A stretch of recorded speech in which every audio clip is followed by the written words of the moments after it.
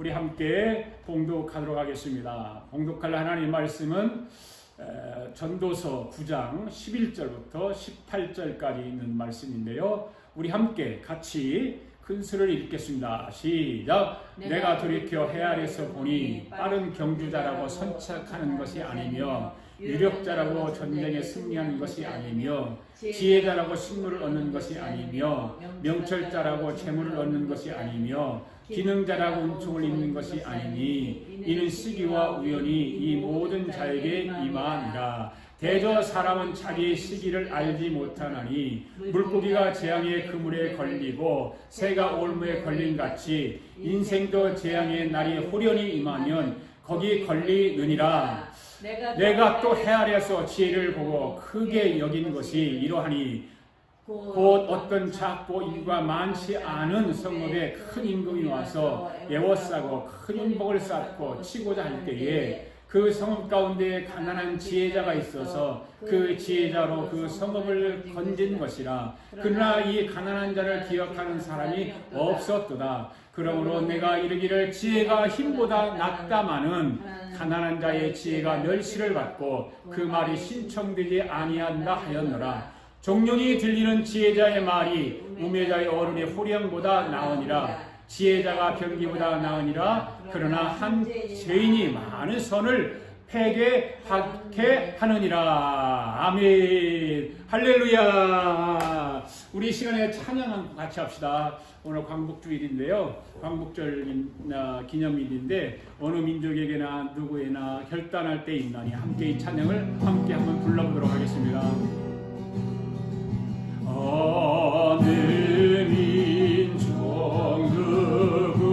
누구에나 결단할 때 있나니 창과 거짓 싸울 때에 어느 편에 설 건가.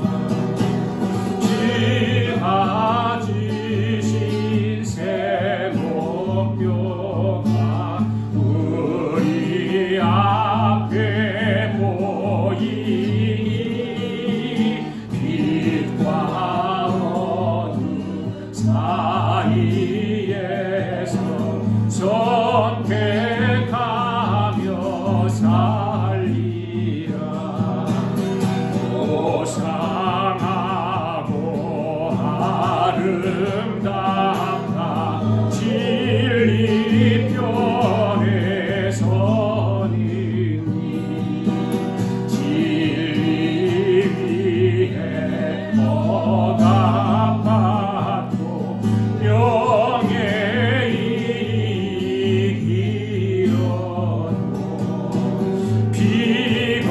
비겁한 자 물러서나 용감한 자 굳세게 낙심한 자 돌아오는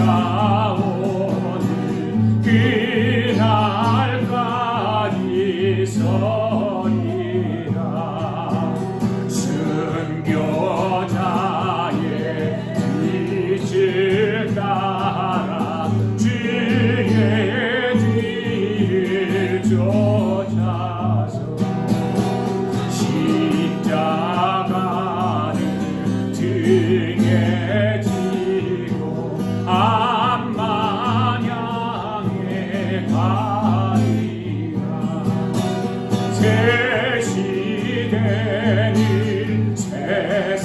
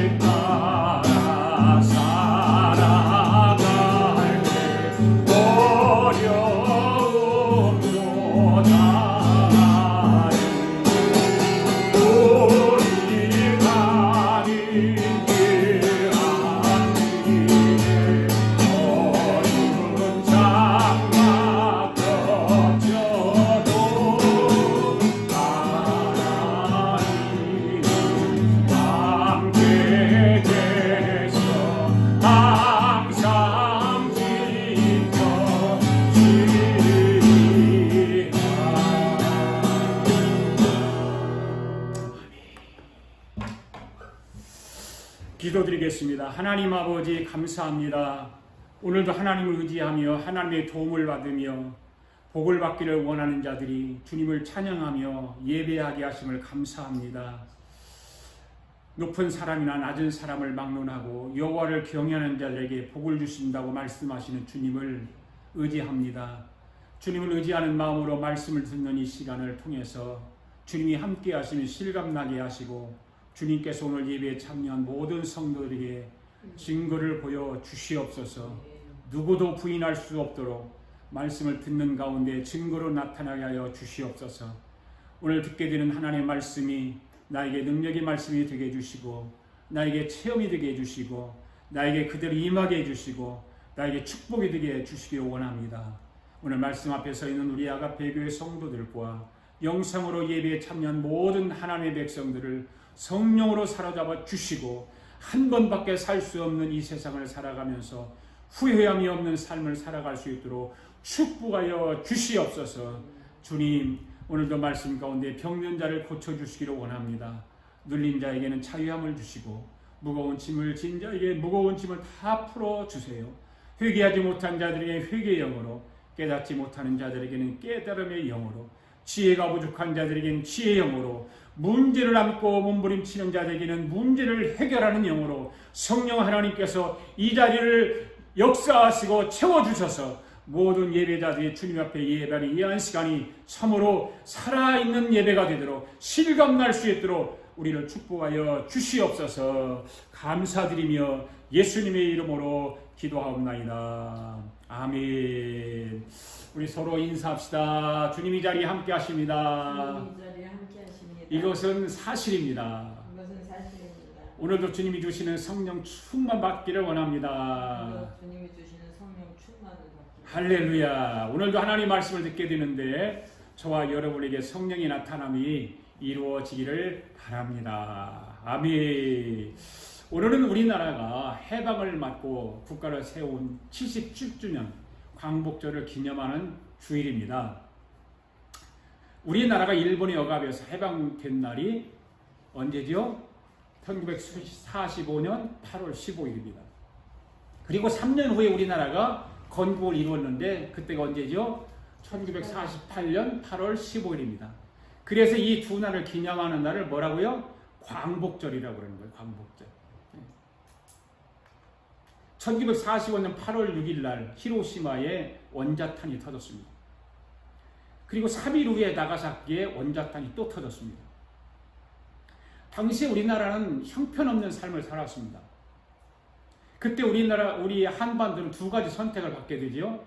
첫째는 뭡니까? 김일성이나 이승만이냐 김일성이냐 하는 것에 대한 선택을 강요받았어요.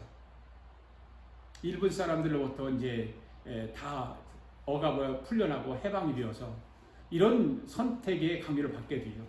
그때 대한민국은 이승만을 선택했고 북한은 김일성을 선택합니다. 두 번째는 어떤 체제를 선택하느냐였습니다. 자유민주주의, 자유시장경제, 한미동맹, 기독교 입국론에서 살 것인가 아니면 공산주의, 사회통제경제, 조중동맹, 주사파 종교에서 살 것인가를 선택하는 일이었습니다. 그때 대한민국은 자유민주주의를 선택했습니다. 반대로 북한은 공산주의를 선택했습니다. 그 이후에 똑같이 70년을 살아왔습니다. 어떻게 결과가 나타났을까요? 북한은 거지 나라가 되었고 우리 대한민국은 세계 10대 경제 대국으로 성장을 했습니다. 모든 경쟁은 70년을 살아온 지금에 와서 보면 끝이 난 것입니다.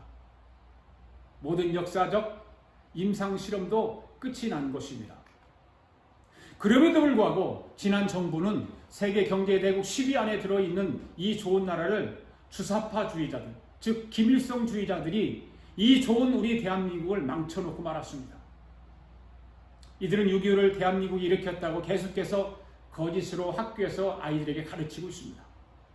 그리고 이 주사파들은 대한민국을 태어나지 말았어야 할 나라라고 계속해서 거짓으로 선동을 하고 있습니다. 지난 대통령이었던 문재인은 제주도에 가서 제주 4.3 사건에 대해서 연설을 할 때, 여러분 제주 4.3 사건을 아시나요? 잘 아시죠? 5월 10일 날 선거를 앞두고 그 선거를 못하기 위해서 공산주의자들과 우리 대한민국주의자들이 함께 싸웠던, 그리고 공산주의자들이 폭동을 일으켰던, 그것이 바로 제주 4.3 사건입니다. 거기서 연설할 때 4.3 사건을 일으킨 남로당의 김달성, 이득구, 이들을 향해서는 좋은 세상을 만들려고 했던 착한 사람들이라고 연설했어요. 그리고 지난해는 이런 연설을 했습니다. 누구보다도 먼저 좋은 꿈을 꾸었다는 이유로 제주는 처참한 죽음을 맞이했다고 했습니다. 그리고 그 지난날 그들이 꿈꾸었던 꿈이 지금 우리의 꿈이라고 했습니다. 여러분 이 말 잘 들으셔야 돼요. 그들이 꿈을 꾸었던 그 꿈이 지금 우리의 꿈이라는 거예요. 그들이 꾸었던 것이 뭡니까? 공산주의죠.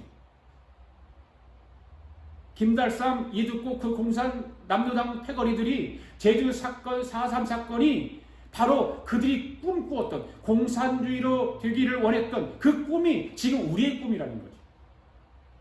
이거 대통령이 해서는 안 될 말을 한 것이죠. 공산주의로 가는 꿈을 꾸었던 남로당 폭동들이 꿈이 지금 우리의 꿈이라고 말을 한다면 그 사람 역시 똑같은 사람입니다. 그리고 제주 4.3 사건을 진압하려고 했던 우리 군인들과 경찰관들에 대해서는 반대로 국가에 대한 폭력을 행한 사람들이라고 말을 했습니다. 이 연설을 들은 많은 사람들이 이렇게 말을 하고 있습니다. 대통령이 이제는 북한 인민공화국으로 가려고 시도하는구나. 그 생각에 공산주의로 가려고 하는 시도를 하기 위해서 연설을 그렇게 했다고 말을 하고 있습니다. 여러분 지금 우리 대한민국은 평안한 게 아닙니다. 사람들은요 우리나라가 경제 10대 대국으로 살아가고 있으니까 잘 먹고 잘 살으니까 우리나라가 평안한 줄로 생각합니다. 그렇지 않습니다. 위기입니다. 북한에서 간첩들을 훈련시켜서 우리 대한민국에 침투시키는 했던 정찰 총국에서 일을 했던 김국성 씨의 말을 여러분 들어보십시오. 우리나라에 직접 간첩 활동을 하는 사람이 무려 15만 명이나 된답니다. 북한에서 파송한 사람들. 그리고 그들에게 포섭되어서 자기가 간첩 활동을 하는지도 모르고 간첩 활동을 하는 사람 무려 300만 명가량이 된답니다. 이런 일들이 일어나고 있는데도 우리나라 사람들은 마약에 취해 있는 것과 같이 아무 말도 하지 못하고 있는 거예요. 지식인들도 정치인들도 유명한 학자들도 아무 말도 하지 못하고 있습니다. 오늘 여러분이 미국에서 우리가 이민자로 살아가지만 내가 태어난 대한민국을 위해 관심을 가지고 기도를 해야 될 줄로 믿습니다. 건국 대통령 이승만이 우리나라를 자유민주주의 나라로 만들려고 재헌국회를 시작하면서 기도로 시작을 했죠. 대한민국의 제1대 국회인 대한민국 재헌국회는 대한민국 헌법을 제정한 국회를 뜻하는 것이죠. 1948년 5월 30일에 구성되었고 1950년 5월 30일까지 활동한 국회가 바로 재헌국회입니다. 여러분 우리나라가 처음 국회를 시작하면서 기도로 시작했는데 그 기도를 누가 했는지 여러분 아십니까? 바로 이분입니다. 이윤영 목사님이십니다. 이윤영 목사님은 첫 국회를 여는 시간에 기도를 이렇게 했습니다. 내가 읽어보겠습니다. 우주와 만물을 창조하시고 인간의 역사를 섭리하시는 하나님이시여, 이 민족을 돌아보시고 이 땅에 축복하셔서 감사에 넘치는 오늘이 있게 하심을 주님께 저희들은 성심으로 감사하나이다. 오래 있을 동안 이 민족의 고통과 호소를 들으시사 정의의 칼을 빼서 일제의 폭력을 굽히시사 하나님은 이제 세계 만방의 양심을 움직이시고 또한 우리 민족의 영혼을 들으심으로 이 기쁜 역사적 환희의 날을 이 시간에 우리에게 오게 하심은 하나님의 섭리가 세계 만방에 현시하신 것으로 믿나이다. 하나님이시여, 이로부터 남북이 둘로 갈려진 이 민족의 어려운 고통과 수치를 신원하여 주시고 우리 민족, 우리 동포가 손을 같이 잡고 웃으며 노래 부르는 날이 우리 앞에 속히 오기를 기도하나이다.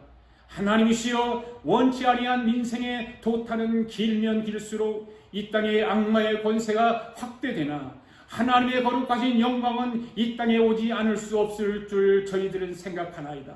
원컨대 우리 조선 독립과 함께 남북 통일을 주옵시고 또한 민생의 복락과 아울러 세계 평화를 허락하여 주시옵소서. 거룩하신 하나님의 뜻에 의지하여 저희들은 성스럽게 택함을 입어 가지고 글자 그대로 민족의 대표가 되었습니다.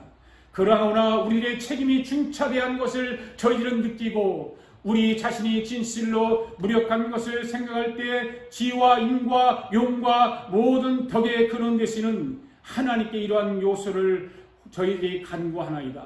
이제부터 국회가 성립되어서 우리 민족의 영혼이 되는 모든 세계 만방이 주시고자 기다리는 우리의 모든 문제가 원만히 해결되며 또한 이로부터 우리의 완전 자주독립이 이 땅에 오며 자손 만대에 빛나고 푸르는 역사를 저희들이 정하는 이 사업을 완수하게 하여 주시옵소서. 하나님이 이 회의를 사유하시는 의장으로부터 모든 우리 의원 일동에게 건강을 주옵시고 또한 여기서 양심의 정의와 위신을 가지고 이 업무를 완수하게 도와주시옵기를 기도하나이다. 역사의 첫걸음을 걷는 오늘의 우리의 환희와 우리의 감격에 넘치는 이 민족적 기쁨을 다 하나님에게 영광과 감사를 올리나이다. 이 모든 말씀을 우리 주 예수 그리스도의 이름을 받들어 기도하나이다. 아멘. 사랑하는 성도 여러분, 오늘 예배 참여한 이 말씀을 듣는 모든 성도 여러분, 이은영 목사님이 재헌국회를 시작하면서 기도하신 것처럼 오늘 저와 여러분도 우리 대한민국을 위해 눈물로 기도해야 하는 때입니다. 자유통일을 위해서 기도해야 하고요, 예수왕국 복음 통일을 위해서 기도해야 합니다. 아멘. 우리는 지난 주일에는 전도서 9장 1절부터 10절까지의 말씀을 살펴보면서 불확실한 세상 속에서 성도들이 어떻게 살아야 하는가, 어떻게 살아야 될 것인가를 말씀을 드리면서 인생에게는 반드시 두 가지 대전제가 있다고 했습니다. 그것이 뭐였습니까? 인생의 두 가지 전제는 인생은 누구든지 하나님의 손에 달려있다. 왜 그럴까요? 자신의 미래를 예측할 수 없기 때문에. 누구도 자신의 미래를 예측할 수 없기 때문에. 두 번째는 뭐였습니까? 누구도 죽음을 피할 수 없다는 것이었습니다. 첫 번째, 인생에 아무도 자신의 미래를 예측할 수 없다고 그랬는데요. 1절 말씀 한번 우리 같이 또 읽어보겠습니다. 시작. 내가 마음을 다하여 이 모든 일을 궁구하며 살펴본 중 의인과 지혜자나 그들의 행하는 일이나 다 하나님의 손에 있으니 사랑을 받을는지 미움을 받을는지 사람이 알지 못하는 것은 모두 그 미래임이니라. 아멘. 솔로몬이 마음을 다해서 진지하게 해 아래서 이루어지는 모든 일을 자세하게 살펴보았습니다. 그 결과 두 가지를 우리에게 말씀하고 있죠. 뭘까요? 의인이나 지혜자나 그들이 행하는 모든 일이 다 하나님의 손에 있다는 거예요. 사람은 장래 일에 대해서 예측할 수 없다는 것입니다. 사랑을 받게 될지 미움을 받게 될지 앞길이 형통하게 될지 곤고하게 될지 알 수가 없습니다. 왜냐하면 이 모든 것이 하나님의 손에 달려있기 때문입니다. 의인도 지혜자도 하나님의 손에 있습니다. 잘난 사람도 못난 사람도 하나님의 손에 있습니다. 또 인생의 모든 행하는 일이 다 하나님의 손에 있다고 했습니다. 그래서 자기가 의롭게 산다고 해서 지혜롭게 산다고 해서 당연히 나의 앞길은 형통할 것이라고 생각하면 착각입니다. 왜 그럴까요?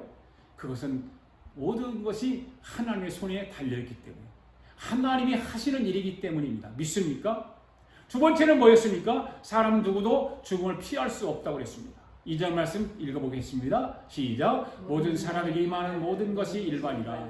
의인과 의인이며 악인이며 선하고 깨끗한 자와 깨끗이 아니하며 제사를 드리는 자와 제사를 드리지 아니하는 자의 결국이 일반이니 선인과 죄인이며 맹세하는 자와 맹세하기를 무서워하는 자가 일반이로라. 아멘. 모든 사람에게는 임하는 모든 것이 일반이라는 거죠. 네. 2절 말씀에 보면 악인은 악인대로 고통을 당하지만 의인도 의인대로 고통을 당한다 그 말입니다. 마찬가지로 의인은 의인대로 형통할 때가 있지만 악인은 악인대로 번창할 때가 있고 형통할 때가 있다는 것입니다. 아멘. 왜냐하면 모든 사람에게 임하는 것이 일반이기 때문에 똑같다 그 말이에요. 네. 다르지 않다 그 말이에요. 그런데 제가 하나 물어보겠습니다. 모든 사람에게 임하는 것이 일반이라고 했는데 모든 것이 일반인 것 가운데 가장 분명하고 확실한 것이 무엇일까요? 그렇죠. 2절 말씀에 보니까 이렇게 살든지 저렇게 살든지 사람의 결국은 일반이다. 여기서 말하는 결국은 뭡니까? 인생이 자기의 삶의 종지부를 찍는 날이에요. 그것이 죽음입니다. 믿습니까? 네. 죽음이 모든 사람에게는 일반이고 공통이라 그 말입니다. 믿음으로 경건하게 살든 되는 대로 살든 똑같아요. 죽는 것은 똑같아요. 죽음은 피할 수가 없어요. 모든 사람에게 죽음은 공통된 것입니다. 이 두 가지 대전제 아래 사람은 자기 앞날을 예측할 수 없음을 말하고 있는 것입니다. 인생에게 두 가지 변하지 않는 전제가 있다고 했습니다. 첫째는 뭐라고 그랬어요? 인생은 누구나 하나님의 손에 있다.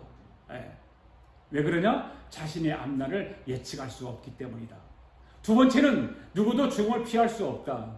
부자로 살든지 가난하게 살든지 죽음 앞에는 누구도 피할 수 없다는 것입니다. 잘난 사람이든 못난 사람이든 많이 배운 사람이든 배우지 못한 사람이든 모두가 죽는 것은 다 똑같은 것입니다. 여기까지 지난주에 배웠어요. 오늘 11절부터 18절 말씀을 참고하려고 합니다. 인생의 대전제 세 번째는 무엇일까요? 인생의 자신의 미래를 예측할 수 없다는 거예요. 솔로몬은 오늘 읽은 11절에서 18절의 말씀에서 인생의 앞날을 예측할 수 없다는 대전제에 대해서 자세하게 설명하고 있습니다. 세상 사람들은 흔히 능력 있는 사람들이 더 잘 살 것이라고 생각하잖아요. 그죠? 인생의 능력이 성공을 보장해 줄 것이라고 생각하잖아요. 그래서 공부도 많이 하려고 하고 어떻게 하면 사람들에게 인정도 받으려고 하고 성공을 향해 달려가고 있습니다. 그것이 내 삶을 보장해 준다고 생각하기 때문에. 그러나 솔로몬은 그렇지 않다는 거예요. 11절에서 그렇지 않다고 하는 5가지를 예를 들으면서 설명을 하고 있어요. 11절 말씀 보겠습니다. 시작. 내가 돌이켜 해 아래에서 보니 빠른 경주자라고 선착하는 것이 아니며 유력자라고 전쟁에 승리하는 것이 아니며 지혜자라고 신문을 얻는 것이 아니며 명철한 자라고 재물을 얻는 것이 아니며 기능자라고 은총을 입는 것이 아니니 이는 시기와 우연히 이 모든 자에게 임함이라. 거기 분명히 이야기하고 있습니다. 여기서 이 말씀을 보면 첫째로 내가 돌이켜 해 아래서 보니 빠른 경주자라고 선착하는 것이 아니다라고 그랬어요. 네. 여러분 토끼와 거북이가 경주를 하잖아요. 누가 이길까요? 누가 이겨요? 토끼가 이기지요. 누가 거북이가 이겨요. 토끼가 이기지 당연히. 네. 그런데 꼭 토끼가 이긴다는 보장은 없어요. 네. 거북이가 이길 수도 있어요. 우리 사실 그런 책 속에 나오잖아요. 이야기가. 네. 거북이가 이겼어요. 거기 책 속에 나오는 거. 운동 경기를 보면 더 확실할 수가 있지 않습니까? 쉽게 축구를 한번 예를 들어볼게요. 우리나라 손흥민 선수가 속해 있는 토트넘이 아주 경기를 잘하잖아요. 그렇다고 그 토트넘이 매번 이길까요? 그렇지 않아요. 예상치 않은 팀에게 지기도 해요. 야구도 마찬가지죠. 미국 프로야구를 보면 10연승을 이기면서 승승장구하는 팀이 11승을 꼭 한다라는 법은 없어요. 그 법칙은 없는 거예요. 최하위 팀에게 지는 경우가 종종 있습니다. 다음에 볼까요? 두 번째는 뭘까요?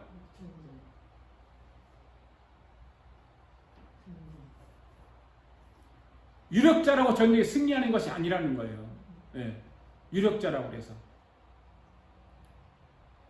그렇잖아요. 성경에서 보면 유력자들이 많죠. 유력자들이 꼭 전쟁에 승리합니까? 다윗과 골리앗을 한번 생각해요. 누가 유력해요? 골리앗이 유력하죠. 얼마나 체구도 크고, 예? 다윗이 조그만하고, 뭐 15살 먹은 그런 청년이고, 골리앗은 대장군인데, 덩치로 보면 골리앗이 훨씬 더 커요. 그런데 골리앗이 졌어요. 사람들은 골리앗이 이긴다고 얘기를 하죠. 그런데 골리앗이 졌습니다. 한마디로 말해서 뛰어난 능력과 조건을 가진 사람이라고 해서 반드시 최고의 자리에 오른다라고 승리한다라고 말할 수 없다 그 말입니다. 또한 부족하고 실력이 떨어진다고 해서 반드시 실패자가 된다거나 뒤로 처지는 법은 아니라 그 말입니다. 모든 것에는 때가 있고 또한 예상치 못한 행운이나 불운이 변수로 작용하기 때문에 누구도 승리를 장담할 수 없고 누구도 실패를 확신할 수 없다는 것입니다. 그렇죠? 우리 인생사를 가만히 잘 돌아보면 이거 쉽게 이해가 가잖아요. 인간의 육체의 힘만 그런 것이 아니에요. 머리 힘도 마찬가지고요. 예. 세 번째, 네 번째, 다섯 번째 지력에 대해서 설명하고 있지 않습니까? 지혜자라고 식물을 얻는 것이 아니고 명철한 자라고 재물을 얻는 것이 아니며 기능자라고 은총을 입는 것이 아니다라는 거예요. 머리 좋다고 해서 잘 사는 것이 아니라 그 말이에요. 많이 배운 사람이라고 해서 성공하는 것이 아니라 그 말입니다.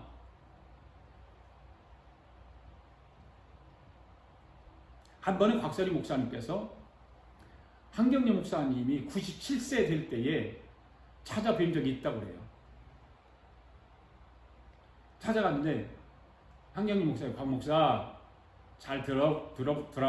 막 이북 사람이니까 곽 목사 잘 들어. 그러면서 북한말 이북말을 한 거예요. 그러면서 선배가 후배에게 하는 말이라고 하시면서 말씀하시는데 한경래 목사님이 영어를 많이 공부를 했기 때문에 영어를 좋아해서 영어 성경을 읽는 것이 한국말로 된 성경을 읽는 것보다 더 좋았어요. 그만큼 영어를 유창하게 잘했다고 그래요. 그런데 그래서 한경래 목사님, 내가 영어를 많이 하고 영어를 좋아해서 영어 성경을 한국말보다 더 많이 봤거든? 근데 이제 격자로, 그런데요. 그래서요.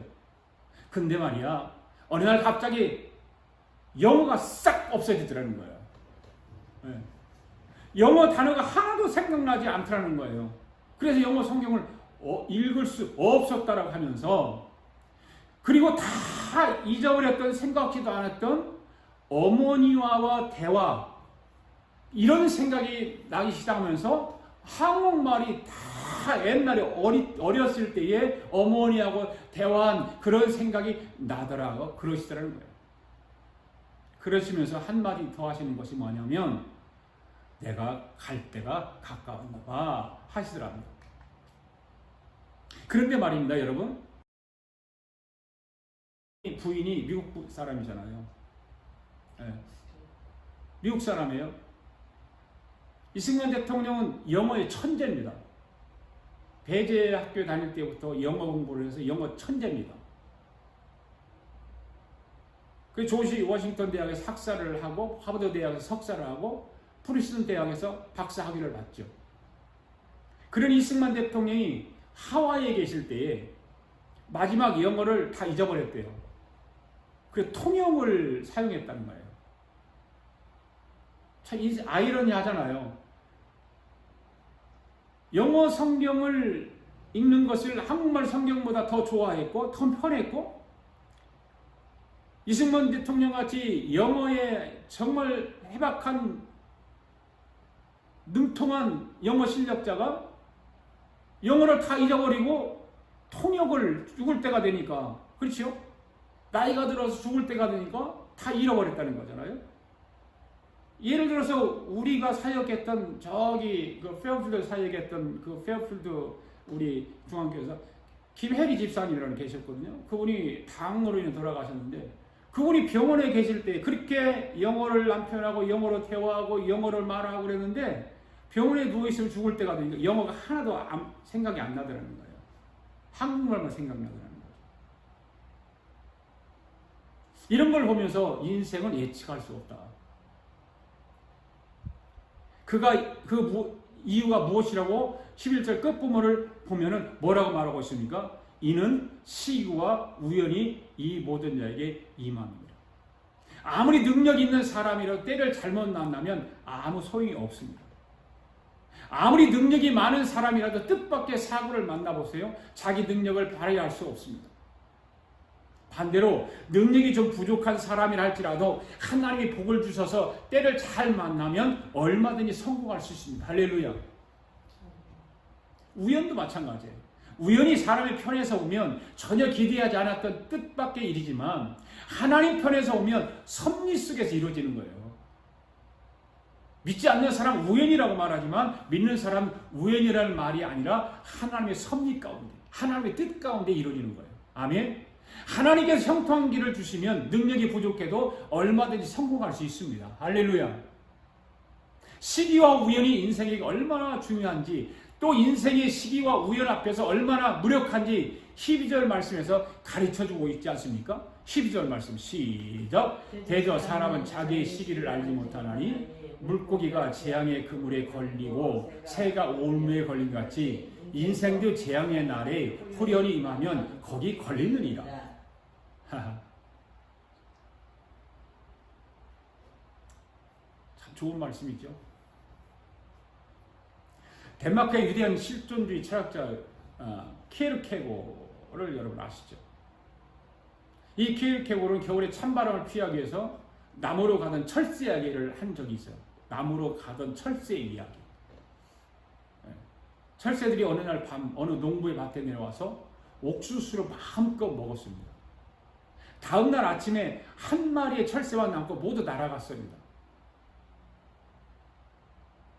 그 방심한 철새는 이렇게 말해요. 옥수수는 정말 맛이 좋아. 하루만 쉬었다 가야지. 다음 날 아침에도 또 하루만 쉬었다 가야겠다고 결심을 했습니다. 그리고 다음 날 또 다음 날 그 철새는 버릇을 가지게 된 거예요. 그래서 그 철새 이렇게 말을 합니다. 내일 나는 나무로 날아갈 것입니다. 그러나 치명적인 날이 찾아와요. 겨울바람이 너무 차가웠기 때문에 더 이상 기다리다가 동사할 것만 같았습니다. 철새는 날개를 쭉 펴고 있는 힘을 다해서 하늘을 날아보려고 애써 보았습니다. 애써 보지만 그러나 그는 뚱뚱해졌기 때문에 날아갈 수가 없었습니다. 그 철새는 너무나 오래 머물렀던 것이죠. 무슨 뜻입니까? 바로 시기를 놓쳐버린 것입니다. 날아갈 때 날아가야 되고 먹을 때 먹어야 되고 그 시기가 있는 것입니다. 시기를 놓쳐버린 것입니다. 여러분, 사람은 어떤가요? 사람도 마찬가지죠. 사람이 자기 앞을 알고 내다볼 것 같지만 자기 앞의 시기를 전혀 알 수 없습니다. 아멘. 여러분이 앞뒤를 알 수 있습니까? 없습니다. 한치 앞이 뒤어질 일도 모르는 것이 우리 인간이에요. 뿐만 아닙니다. 뜻밖의 사고가 우연히 일어나면 앉아서 당할 수밖에 없는 것이 우리 인생이에요. 뜻밖의 사고가 날 수 있잖아요. 그죠? 차를 몰고 가다가 뜻밖의 나는 괜찮은데 다른 사람이 와서 내 차를 들이받을 수가 있어요. 차가 완전히 다 폐차될 정도로 부서졌어요. 인생은 그렇게 무력한 것입니다. 여러분, 다윗과 골리앗이 싸울 때를 생각해 보세요. 다윗이 물매로 던진 작은 돌멩이 하나가 골리앗의 머리에 정통으로 박히게 될지 골리앗이 후맨들 생각했겠습니까? 그러나 덩치 크고 힘 있는 골리앗이었지만 시기와 우연이 그에게 나쁘게 임할 때 우연히 그게 임했던 거잖아요. 그렇죠? 그런데 우리는 우연이라 하나님의 뜻 가운데 하나님의 섭리 가운데 일어나는 거예요. 맥없이 쓰러지고 말아요. 솔로몬은 계속해서 13절 이하에서 때와 시기가 우리 인생에게 얼마나 중요한지 하나의 예를 들어서 설명을 하고 있습니다. 13절을 보시겠습니다. 시작. 내가 또 해 아래에서 지혜를 보고 크게 여긴 것이 이러하니. 아무리 지혜로운 사람이라도 때를 잘못 만나니까 소용이 없다는 것을 솔로몬은 보게 되었습니다. 크게 깨달았습니다. 14절 시작. 곧 어떤 작고 인구가 많지 않은 성읍에 큰 임금이 와서 에워싸고 큰 흉벽을 쌓고 치고자 할 때에, 자, 하나의 성벽이 있습니다. 그 성 안에는 사는 사람도 많지 않았습니다. 그런데 큰 임금이 쳐들어왔어요. 거대 군대를 그리고 쳐들어왔어요. 그리고 성 주위에는 큰 흉벽을, 큰 벽을 쌓았습니다. 작은 성읍의 운명은 어떻게 됐어요? 풍전등화 같은 그런 시간이 되었습니다. 힘으로는 싸울 수 없습니다. 그러나 솔로몬이 앞에서 말했지만 유력자라고 해서 반드시 전쟁에 승리하는 것이 아니라고 했습니다. 작은 성읍이었지만 이 성읍이 살아남을 수 있는 길이 있었습니다. 그것이 무엇일까요? 15절 시작. 그 성읍 가운데 가난한 지혜자가 있어서 그 지혜자로 그 성을 건진게 것이라. 그러나 이 가난한 자를 기억하는 사람이 없었도다. 누가 그 성을 건졌다고요? 지혜자가 건졌다는 거예요. 그 성에는 지혜자가 살고 있었습니다. 그 지혜자는 비록 육체의 힘은 없었지만 그 성을 구할 수 있는 계략이 그에게 있었다는 것입니다. 사실 이런 일들은 역사를 통해서 쉽게 증명될 수 있는 일입니다. 지혜로운 자의 완벽한 계략이 우매자의 허술한 방책을 물리치는 경우는 세상에서 드물지 않게 많이 나타나고 있습니다. 또한 지혜자로 인해 전력이 약했던 나라가 강대국을 상대로 승리하고 큰 피해를 입히는 경우도 많이 있습니다. 성경에 이와 비슷한 사례들이 많지요. 요셉으로 인해서 7년 대기근을 무사히 이겨낼 수 있었습니다. 이를 통해서 애굽이 더욱 부강해지는 계기가 되었던 사건이 창세기 41장에 나오지 않습니까? 아벨에 사는 이름 없는 지혜로운 한 여성이 그의 그 지혜를 통해서 아벨을 구해낸 일, 사무엘하 20장에 보면 거기 나왔죠. 그 대표적인 예들이에요. 지혜로운 자가 있을 때에 강대국을 이길 수 있고 강대국을 더 강하게 만들어줄 수 있고, 그러기에 오늘날 전 세계는 뛰어난 지혜자를 양성하고 그들을 확보하기 위한 전쟁 아닌 전쟁을 치르고 있는 거예요.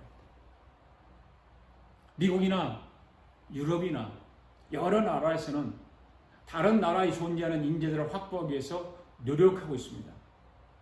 그래서 그들을 확보해서 대학의 학비뿐만 아니라 생활비까지 다 지원하면서 인재들을 확보하려고 최선의 노력을 다하는 것을 보게 됩니다.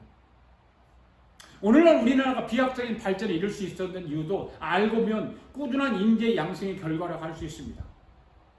그리고 그것을 가능케 했던 가장 큰 공로자는 교회였다는 거죠. 교회. 우리나라가 이 부강하게 되었고 우리나라가 자유민주주의로 체제가 완벽하게 뿌리내릴 수 있었던 것은 교회라는 거예요. 우리나라에 설립되었던 대부분의 대학이나 고등학교 기독교에 의해서 설립되었다는 것을 우리는 부정할 수 없습니다. 사립학교의 90%가 이상이 기독교 계통의 학교라는 사실에서도 증명되는 사실입니다. 그런데 그런 사립학교를 다 없앴잖아요. 기독교가 세운 나라를 다 없애는 거예요. 누가요? 공산주의자들이. 기독교가 있으면, 교회가 있으면 자기들의 꿈을 펼칠 수가 없어요. 우리나라가 이렇게 발전할 수 있어 누구 때문일까요? 바로 이승만 대통령 때문인 것입니다.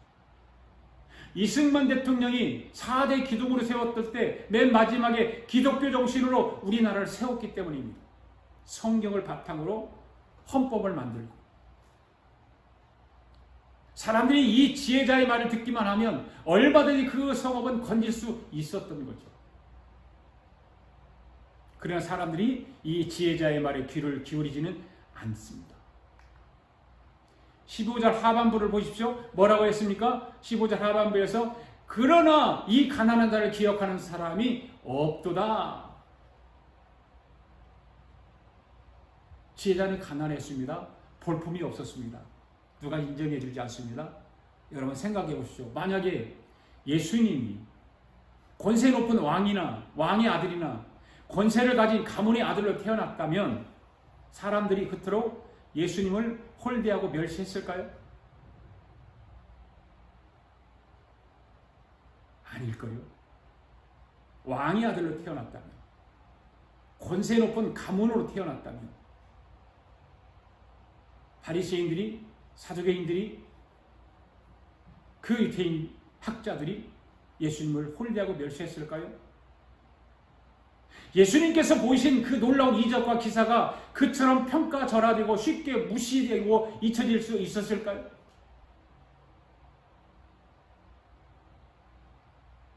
갈릴리의 보잘것없는 촌락 나사렛에서 평범한 목수의 아들로 태어난 예수님이셨기 때문에 사람들은 예수님을 쉽게 판단하고 그분의 말씀을 외면했던 거예요. 그렇게 놀라운 일들을 이뤘음에도 불구하고 갈릴리 나사렛 촌락에서 태어났다고 하는 것, 가난한 자로 태어났다고 하는 것, 볼품이 없다고 하는 것 때문에 외면을 당했던 것입니다. 그래서 빌립이 나다나엘을 예수님께로 이끌고 왔을 때에 또 권면했어요. 나다나엘을 뭐라고 그래요? 나사렛에서 무슨 선한 것이 날 수 있겠느냐라고 한마디로 일축해 버리잖아요. 우리는 여기서 중요한 사실 하나를 배워야 하는 것입니다. 즉 사람의 조건이나 외모나 환경이나 지위를 떠나 그 사람 자체를 판단하고 그 안에 숨겨진 값진 지혜의 보화를 발견할 수 있는 눈을 가질 수 있어야 한다는 거예요. 아멘. 네. 솔로몬이 16절에서 이렇게 탄식하고 있습니다. 시작. 그러므로 내가 이르기를 지혜가 힘보다 낫다마는 가난한 자의 지혜가 멸시를 받고 그 말이 신청되지 아니하였구나. 힘 가지고 싸워서는 그 큰 임금을 이길 수 없어요. 그죠? 지혜자의 말을 듣고 그 지혜로 여겨야 하는데 안타깝게도 아무도 그의 말에 귀를 기울이지 않아요. 힘으로 가진 것으로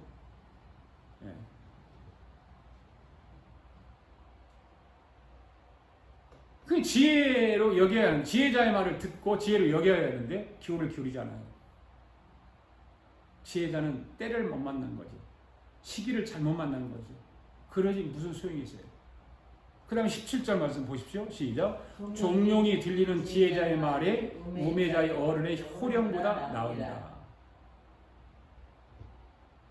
지혜가 비록 큰 소리 치지 않더라도 사람들이 그 지혜자의 말에 귀를 기울이기만 했더라면 죽지 않고 살아남을 수 있었는데 그렇지 못했어요. 우매자의 어른의 호령보다 나으니라. 누가? 지혜자가. 지혜자의 말이. 이 성읍의 두령이 아무리 큰 소리로 호령을 친들 무슨 소용이 있습니까? 힘을 가지고 싸워서는 안 될 것이 뻔하지 않습니까? 18절 말씀 계속 보십시다. 시작. 지혜가 병기보다 나으니라. 그러나 한 주인이 많은 선을 폐괴하느니라. 무너지게, 폐격하는 무너지게 했다 그 말이에요. 병기로 싸워서는 그 작은 성읍이 큰 임금을 이길 수 없습니다. 지혜로운 사람의 말을 들어야 하는 거죠. 그래서 전쟁은 지략가도 있잖아요. 지략가들이 지혜를 가지고 왕에게 건의를 하고 또 전쟁에 나간 장군들에게 그런 어떤 지혜의 말을 해주고 이렇게 지략을 세우고 저렇게 지략을 세워서 이기게 만드는 거죠. 근데 지혜자가 시기를 잘못 만납니다. 때를 잘못 만납니다. 그래서 어떻게 되었습니까? 그러나 한 주인이 많은 선을 무너지게 하느니라. 여기서 말하는 주인은 앞에 나오는 성읍의 두령들을 말하는 거예요. 우매자의 어른을 말하는 것입니다. 성읍을 몰락시킨 장본인입니다. 사람들이 지혜로운 자의 말을 듣기만 했더라면 다 살 수 있었는데 그런 안타깝게도 누릴 수 있었던 많은 선이 다 숲으로 돌아가고 마른 거예요. 선한 것, 행복한 것, 이런 것들이 다 숲으로 돌아가고 만 것입니다. 그렇습니다. 현대 저와 여러분은 복음의 시대를 살아가고 있습니다. 예수 그리스도가 모든 인류를 구원하기 위해서 만물의 창조주로 오셨습니다. 그런데 사람들은 알아주지 않습니다. 인정해주지 않습니다. 오히려 욕하고 헐뜯고 비방하고 그의 말을 들으려고 하지 않습니다. 왜 그럴까요? 바로 세상적인 지혜와 지식만 가지고 살아가는 자들이 하늘의 지혜를 소유하지 못한 우둔하고 어리석은 오류를 범하고 있기 때문인 것입니다. 그렇습니다. 여러분이 이것이 오늘날 이 시대의 본질이며 실상이라는 거죠. 그렇게 우리가 참 지혜와 진리를 가지고 이 세상을 살아간다는 것은 매우 힘들고 어려운 일이 아닐 수가 없습니다. 그래서 사도 요한은 요한일서 3장 13절 14절에 이렇게 말하죠. 시작. 세상이 너를 미워하거든 이상히 여기지 말라. 우리가 형제를 사랑함으로 사망에서 생명으로 들어간 줄을 알거니와 사랑치 아니하는 자는 사망에 거하느니라. 이렇게 말씀하셨습니다. 그러므로 사랑하는 성도 여러분, 이것이 바로 세상에서 본질이며 우매하고 악한 인생의 일반적인 모습을 깨닫고 이 세상이 우리를 미워하고 배척하며 폄하하는 그 모든 것을 이상히 여기지 말고 끝까지 하늘이 신령한 지혜와 세상에 대한 올바른 통찰력을 가지고 살아갈 수 있기를 바랍니다. 이러한 것들을 이 복음을 널리 전파할 수 있기를 바랍니다. 사랑하는 성도, 우리는 앞날을 알지 못하잖아요. 죽음을 피할 수 없습니다. 한 번밖에 주어지지 않는 인생입니다. 그러므로 하늘의 지혜를 가지고 최선을 다해서 적극적으로 하나님이 주신 은총을 누리며 즐겁게 살아갈 수 있기를 바랍니다. 바로 이것이 솔로몬이 오늘 저와 여러분에게 일깨워주는 교훈인 것입니다. 전능하신 하나님의 손길에 우리 삶을 맡기는 것입니다. 하나님이 틀림없이 우리를 의의 길로 좋은 길로 인도해 주실 줄로 믿습니다. 이 한 주간도 매일매일 하나님의 은총 속에 즐겁게 살아가시는 저와 여러분의 귀한 삶이 되시기를 예수님의 이름으로 축복합니다. 할렐루야. 기도하겠습니다. 살아계신 하나님 아버지, 오늘도 하나님 귀하신 말씀을 주심을 감사합니다. 인생의 길은 두 가지 전제가 있는데 누구든지 죽음을 피할 수 없고 누구든지 자기 앞날을 예측할 수 없다는 것입니다. 그러기에 하나님을 믿는 우리들은 적당하게 살아가는 것이 아니라 주님께서 우리에게 허락하신 하늘의 지혜를 가지고 하늘의 은총을 누리며 살아갈 수 있도록 인도하여 주시옵소서.